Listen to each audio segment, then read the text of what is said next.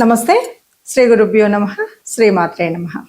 ఆదిత్యాయ చ సోమాయ మంగళాయ బుధాయ గురు శుక్ర శనిభ్యే రాహవే కేతవే నమః. ప్రతి మాసం చెప్పుకున్నట్టుగానే మరి జూన్ మాసం ఈ గోచార ఫలితాలు ఎలా ఉన్నాయో చూద్దాం. గోచార ఫలితాలు తెలుసుకునే ముందుగా అసలు గ్రహాల యొక్క ఉపస్థితి ఎలా ఉంది ముందుగా చూద్దాం.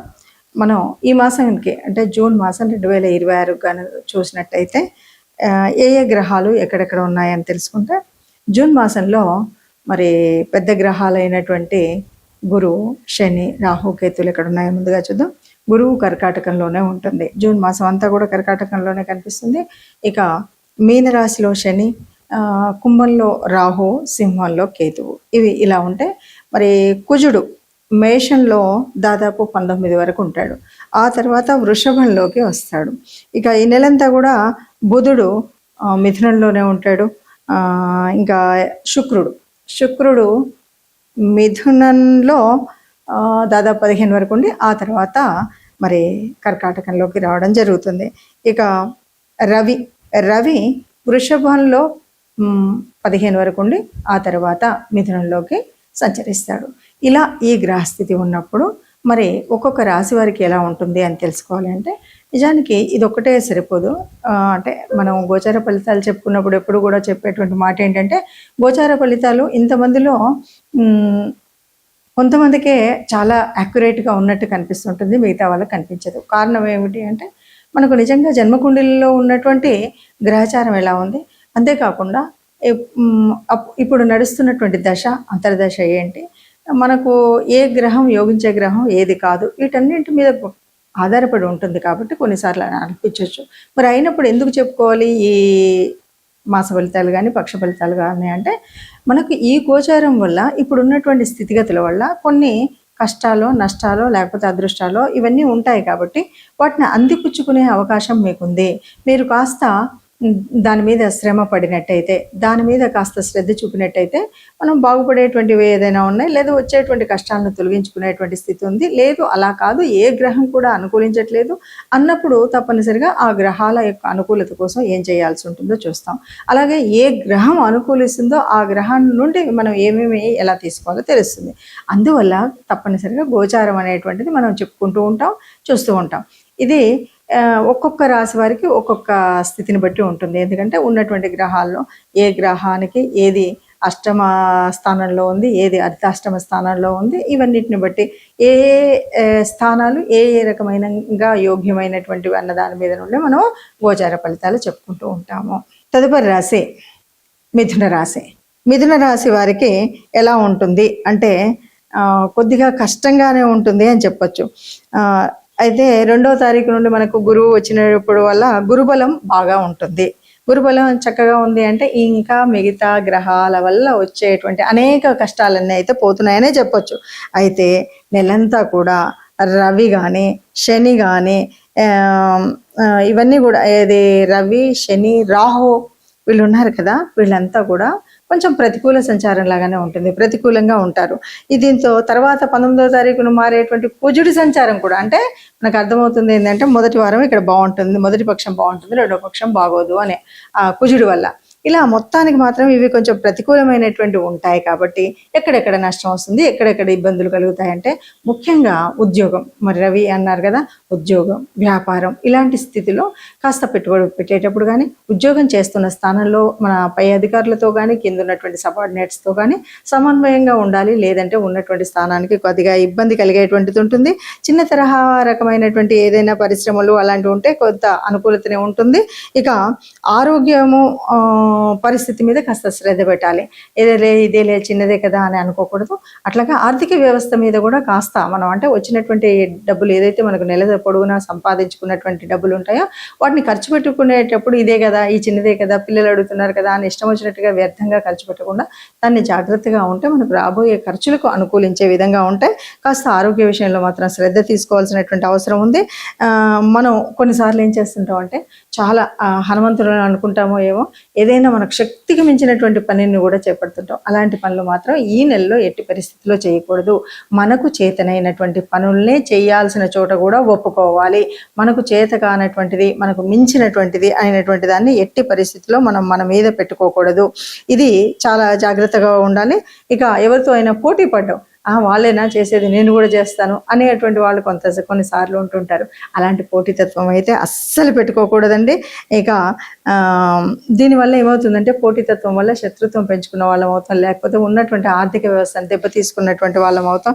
ఉన్నది కొంచెం అయితే మనం ఇంతకు ముందు దాచుకున్నటువంటి డబ్బులు అవి ఉంటాయి. ఏదో పక్కనోడు కాస్త స్టైల్గా ఇల్లు కట్టాడని మనం ఏదో మనం రెనోవేషన్ చేయిద్దామని ఉన్న పైసలు, దాచుకున్న పైసలన్నీ దీనికి ఖర్చు పెట్టుకునే విధంగా ఉంటుందన్నమాట. అంటే మనం పక్క వాళ్ళని చూసి ఏదో అంటారు చూడండి, పులిని చూసి నక్క వాత పెట్టుకుందని. అలాంటి పరిస్థితులు మాత్రం ఎట్టి పరిస్థితుల్లో చేసుకోకండి. ఆర్థిక వ్యవస్థను కాస్త నిలువ ఉంచుకునే విధంగానే చూడండి. ఆరోగ్యాన్ని కాపాడుకోండి. వృత్తి వ్యాపారాలలో కొద్దిగా ఇబ్బంది ఉన్నప్పుడు మిగతా విషయాల్లో మాత్రం గురువు యొక్క బలం చాలా ఉంటుంది కాబట్టి ఒక మంచి చింతనే చేయగలుగుతారు. మనకుండేటువంటి మర్యాద మనకు ఉంటుంది. మనం ఒక మంచి ఆలోచన అయితే చేయగలిగేటువంటి స్థితిలోనే ఉంటాం కాబట్టి దాన్ని సద్వినియోగం చేసుకున్నట్టయితే తప్పకుండా ఏ కీడు రాకుండా ఉంటుంది. ఇక్కడ మనం కేవలం మన ఆరోగ్య పరిస్థితిని, ఆర్థిక స్థితిని రెండింటినీ జాగ్రత్తగా చూసుకున్నట్టయితే మిగతావన్నీ తప్పకుండా మనం బ్యారేజీ వేసుకోగలుగుతాం. ఇంకా ఏదైనా చిన్నగా ఇబ్బందులు అట్లా అనిపించినప్పుడు కూడా ఏమి ఇబ్బంది పడకుండా చెప్పబోయేటువంటి రెమెడీస్ని మీరు ఫాలో అయినట్టయితే తప్పకుండా అనుకూలంగా ఉంటుంది. చాలా అనుకూలమైనటువంటి పరిస్థితిగానే మనం మార్చుకోవచ్చు. ఎప్పుడు కూడా గ్రహ సంచారం, గోచారం అనేటువంటివి మనం చూస్తున్నాం అంటే ఇబ్బంది ఉన్నది అంటే భయపెట్టడం కోసం కాదు. ఈ భయాన్ని తొలగించి మనం ఎంతో కొంత మనం దాని నుండి ఈ భయాలు లేకుండా కాస్త హాయిగా జీవించడం కోసం చేసే ప్రయత్నమే అని గుర్తించాలి. ఇప్పుడు మనం పక్ష ఫలితాలు అయితే చూసాం కదా. పక్ష ఫలితాలు చూసినప్పుడు మనకేమనిపిస్తుంది అంటే, సరే ఎప్పుడు ఏ మాసంలో అయినా కొంచెమే కదా తేడా ఉంది అంటే మనకి ఇక్కడ ఒకటి గుర్తుపెట్టుకోవాలి. ఏం గుర్తుపెట్టుకోవాలంటే ప్రతి రాశి యొక్క గమనం ఉంటుంది. అందులో దీర్ఘకాలంగా చెలించేటువంటి రాశులు కొన్ని. ఇప్పుడు శని ఉన్నాడు అనుకో, ఒక రోజులో మారిపోడు, కొన్ని నెలలు అందులోనే ఉంటారు కాబట్టి ఆ ఫలితం అలాగే కనిపిస్తూ ఉంటుంది. కొంచెం మార్పు. అలాగే రాహు కానీ, కేతు కానీ 18 నెలలు అయితే కానీ మార్పు రాదు. అలాగే గురువు ఉన్నాడంటే సంవత్సర కాలం అందులోనే ఉంటాడు. ఇలా ఒక్కొక్క రాశికి ఒక ఉంటుంది. కేవలం నెలలో రవి, బుధుడు, శుక్రుడు, లేదా 45 రోజులకు మారేటువంటి కుజుడు, వీళ్ళు ఈ కొంచెం మార్పు వల్లనే మనకు ఉండేటువంటి మార్పు కనబడుతుంది. మరి మొదటి పక్షానికి రెండవ పక్షానికి తేడా ఏంటి అంటే, మనం అవునన్నా కాదన్నా రవి మొదటి పక్షంలో ఒక చోట అంటే 15 రోజులకు ఒకసారి నెలకు మారుతున్న 15వ తారీఖు మార్పు జరుగుతుంది కాబట్టి మొదటి 15 రోజులు ఒకవైపు ఒకలాగా, రెండవ 15 రోజులు ఒకలాగా కనిపిస్తుంది. ఆ రవి మారినటువంటి వల్ల రవి యొక్క ఏదైతే రవి ఇచ్చేటువంటి కారకత్వాల వల్ల మనకి మార్పు అనేటువంటిది, ఆ చిన్న మార్పు కానీ పెద్ద మార్పు కానీ కనబడుతూ ఉంటుంది అనమాట. రవి ఉన్న స్థానాన్ని బట్టి, రవి చెందేటువంటి మార్పులు బట్టి, అలాగే బుధుడు చెందేసేటువంటి వాటిలో ఈ ఆలోచన శక్తి ఎలా ఉంటుంది ఏంటి అని మనం చెప్తాం. ఇలా చూస్తూనే మనం చెప్పుకునేటువంటిదే ఈ గ్రహస్థితి. మరి ఇలా చెప్పుకున్నప్పుడు మరి అలా చెప్పినా కూడా మీరు అన్నట్టుగా కొన్ని చోట్ల బాగా అనిపించింది, కొన్ని చోట్ల నాకు ఎగ్జాక్ట్గా అనిపించలేదు అంటాం. ఇవన్నీ కూడా మనం ఎందుకంటే ఈ బుధుడు ఇక్కడ ఉన్నాడు కాబట్టి యోజన శక్తి తక్కువ ఉంది, ఆలోచన విధానం తక్కువ ఉంది. ఈ బుధుడు ఇక్కడ ఉన్నాడు కాబట్టి ఈసారి మనకు మంచిగా అవుతుంది. గురువు ఉచ్చస్థానంలో ఉన్నాడు కానీ మీకు అనుకూలమైన స్థితి లేదు కాబట్టి ఆయన ఆలోచించే విధానం లేదు. గురువు ఉచ్చంలో ఉన్నాడు, మీకు అనుకూలమైన గ్రహం కాబట్టి మంచి మేధాశక్తి, మంచి ఆలోచన విధానం ఉంటుంది అని చెప్తాం. అంటే దీన్ని చెప్పేటప్పుడు అలా చెప్పడం వల్ల ఓహో నాకు ఇప్పుడు గురుగ్రహం సరిగ్గా అనుకూలంగా లేదు కాబట్టి నేను యోచించేటప్పుడు, ఎవరితో అయినా మాట్లాడేటప్పుడు, పెద్దలతో ఉండేటప్పుడు నేను ఇలాంటి నిర్ణయాలు తీసుకోవాలని ముందు జాగ్రత్త చర్యగా మనం చేయాల్సిన పనుల గురించి చెప్పేటువంటిది. దానివల్ల ఏవైతే నష్టాలు జరగవలసి ఉన్నవో ఆ నష్టాలు రాకుండా చూసుకోవడం కోసమే మనం ఈ పక్ష ఫలాలైనా మాస ఫలాలైనా చెప్పుకుంటూ ఉంటాం. అది కూడా కాదు లేదు అంటే మనం తప్పనిసరిగా మన జన్మజాతకం, మన జన్మకుండల్లో ఉన్నటువంటి గ్రహస్థితులను ముఖ్యంగా చూసుకుని వాటి ప్రకారంగా మనం ఎక్కడెక్కడ ఏమి ఇబ్బందులు ఉన్నాయో ఒకసారి మీకు నచ్చిన, మెచ్చిన, లేదైనా మీకు తెలిసినటువంటి మరి జ్యోతిష్యుల దగ్గర చూయించుకొని అలా చేసుకున్నప్పుడు దాని యొక్క ఫలితం శుభంగా ఉంటుంది. అలా కాదు అన్నప్పుడు నెల పక్షాలు చూసుకున్నప్పుడు కొంతవరకు అయితే అనుకూలించే పరిస్థితి ఉంటాయి. వాటితో పాటు చెప్పబోయేటువంటి రెమెడీస్ కూడా తప్పనిసరిగా చేసుకోవాలి. అది చేసుకున్నట్టయితే బాగుంటుంది. ఇప్పుడు మనం చెప్పుకున్నటువంటి గోచార ఫలితాలు ఇవి అందరికీ అన్నీ సరిగ్గా ఇలాగే జరుగుతాయని చెప్పలేం. కానీ ఇందులో మనకు ఏ గ్రహాల యొక్క అనుకూలత తగ్గి ఉందో ఆ గ్రహాలను మనం సానుకూలం చేసుకోవడం కోసం ఏం చేయాలి, అనుగ్రహం పొందడం కోసం ఏం చేయాలి అన్నది ముఖ్యమైనటువంటి విషయం. ఎందుకంటే ఉన్నటువంటి నవగ్రహాలు అందరికీ అనుకూలించేవిగా ఉండకపోవచ్చు, కానీ ఎప్పుడైతే మనం కొన్ని కార్యక్రమాలు చేసినప్పుడు తప్పకుండా ఎలాంటి గ్రహం అయినా తప్పనిసరిగా మనకు అనుకూలంగానే ఉంటుంది. ఈ కార్యక్రమాలు ఏంటంటే తప్పనిసరిగా దాన ధర్మాలు చేయడం, ధార్మిక స్థితిలో ఉండడం అనేటువంటి అతి ముఖ్యమైనటువంటివి. మరి ఈ మాసంలో ప్రత్యేకించి మనం చెప్పుకోవాల్సింది ఏంటంటే గురువు యొక్క మార్పు జరిగింది కర్కాటక రాశిలోకి. ఇది బాగుంటుంది. అయినప్పటికీ మరి గురువు ఉచ్చస్థానంలో ఉన్నాడు. ఉచ్చస్థానంలో ఉన్నంతలో గురువు అందరికీ అన్ని వేళ శుభుడా అంటే గురువు అంటేనే శుభగ్రహం.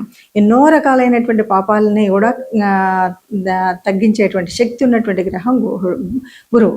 అయినప్పటికీ కొన్నిసార్లు కొంతమందికి అది అనుకూలించదు. అంటే అనుకూలించినప్పుడు ఏం చేయాలి అంటే చెడైతే చేయదు, కానీ మనం గ్రహం యొక్క ప్రార్థన చేయడం కానీ గురువు యొక్క అనుగ్రహం పొందడానికి ఏమేం చేయాలి. ముఖ్యంగా ఈ మాసంలో చెప్పుకోదగినటువంటిది ఏంటి అంటే ఈ గురు మార్పు నుండి మనం పొందాల్సినటువంటి లాభం ఎలా అంటే మన యొక్క గురువులు, ఆచార్యులు లేదా గురువు స్థితిలో ఉన్నటువంటి వారు, గురు తుల్యులైనటువంటి వారు, తల్లిదండ్రుల స్థానంలో ఉన్నటువంటి వాళ్ళు, తల్లిదండ్రులు, వీళ్ళందరికీ కూడా ఎప్పుడు మనం కావలసినటువంటి సహాయం చేయడం, లేకపోతే వాళ్ళని అమర్యాద పాలు చేయకుండా ఉండడం, లేకపోతే వాళ్ళకి గౌరవాన్ని ఇవ్వడం, ఇలాంటివన్నీ కూడా చాలా ముఖ్యమైనటువంటివి. వీటితో పాటు మనకు వీలైనప్పుడు సమయం దొరికినప్పుడైనా సరే లేదా సమయాన్ని కల్పించుకుని అయినా సరే గురు దేవాలయాలు అంటే మనం రాఘవేంద్ర స్వామి కానీ లేకపోతే దక్షిణామూర్తి స్తోత్రం కానీ అంటే గురు సంబంధితమైనటువంటి స్తోత్రాలని చదువుకోవడం, అలాంటి దేవాలయాలకి వెళ్ళడం, గురుతుల్యుల్ని మనం వాళ్ళకి ఒక మర్యాద మనన ఇవ్వడం, ఇలాంటివి కనుక చేసినట్టయితే ఏ ఇబ్బంది రాకుండా ఉంటుంది. ఇక వీటితో పాటు తప్పనిసరిగా ఒక గ్రహం అనుకూలం, మరో గ్రహం అననుకూలం ఉంటుంది. కాబట్టి మీకు వీలును బట్టి తప్పనిసరిగా సర్వదేవతా నిలయమైనటువంటి గోశాలకు వెళ్ళండి. ఎందుకంటే గోమాత అక్కడ అన్ని దేవతలు ఆ తల్లిలో ఉంటాయి కాబట్టి గోశాలకు వెళ్ళండి. వీలుని బట్టి తోచినంత గోగ్రాసాన్ని ఇచ్చినట్టయితే మనకున్నటువంటి చిన్న కష్టమైన పెద్ద కష్టమైన అననుకూలంగా ఉన్నటువంటి స్థితిగతులైనా తప్పనిసరిగా మనకు పెద్ద నష్టాన్ని తేకుండా సామాన్యంగానైనా ఉంటాయి అన్నది మనం ఆ జాగ్రత్తను పాటించడం కోసం చేయవలసినటువంటిది. ఏది ఏమైనా సరే మనం చేసేటువంటి ధార్మిక కార్యక్రమాల వల్ల, దాన ధర్మాల వల్ల మనం సుఖంగా ఉంటాం. కాబట్టి దీన్ని దృష్టిలో పెట్టుకొని మనం అటువైపు దాన ధర్మాలు లేక ధార్మిక స్థితిలో ఉండడం అనేది చేస్తూనే ముందుకు వెళ్తూ